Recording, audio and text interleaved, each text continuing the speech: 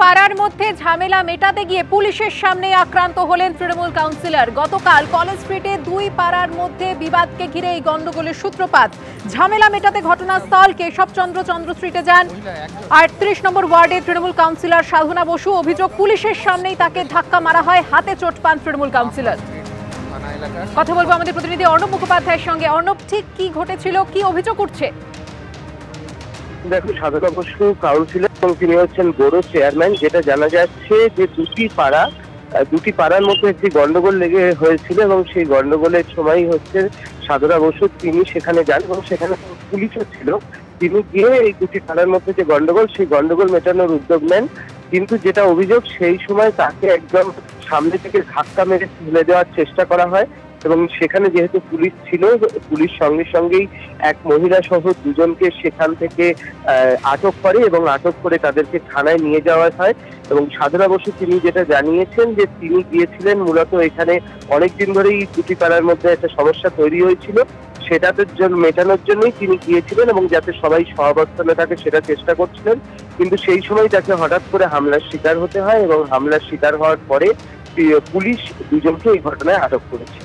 অর্ণব, তুমি আমাদের সঙ্গে থাকো। ঘটনাস্থল কেশবচন্দ্র স্ট্রিট, ৩৮ নম্বর ওয়ার্ডে তৃণমূল কাউন্সিলর সাধনা বসু সেখানেই যান দুপাড়ার বিবাদ মেটাতে।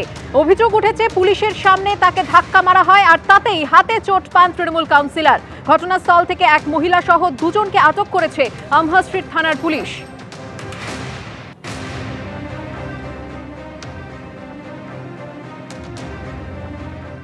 হাসপাতালে ভর্তি যাদবপুর বিশ্ববিদ্যালয়ের অন্তর্বর্তী উপাচার্য ভাস্কর গুপ্তের শারীরিক অবস্থা স্থিতিশীল রয়েছে, এমনটাই খবর হাসপাতাল সূত্রে। গতকাল উচ্চ রক্তচাপজনিত সমস্যা নিয়ে তাকে হাসপাতালে ভর্তি করা হয়, তার এমআরআই করা হয়েছে। বিস্তারিত জানবো, কথা বলবো আমাদের প্রতিনিধি সুকান্ত মুখোপাধ্যায়ের সঙ্গে। সুকান্ত, হাসপাতাল সূত্রে কি জানতে পারছো? দেখো, আমরা জানি গতকালকে অন্তর্বর্তীকালীন উপাচার্য ভাস্কর গুপ্ত আরএনটেগর হাসপাতালে ভর্তি ছিলেন এবং উচ্চ রক্তচাপ জনিত সমস্যার জন্য তিনি ভর্তি ছিলেন।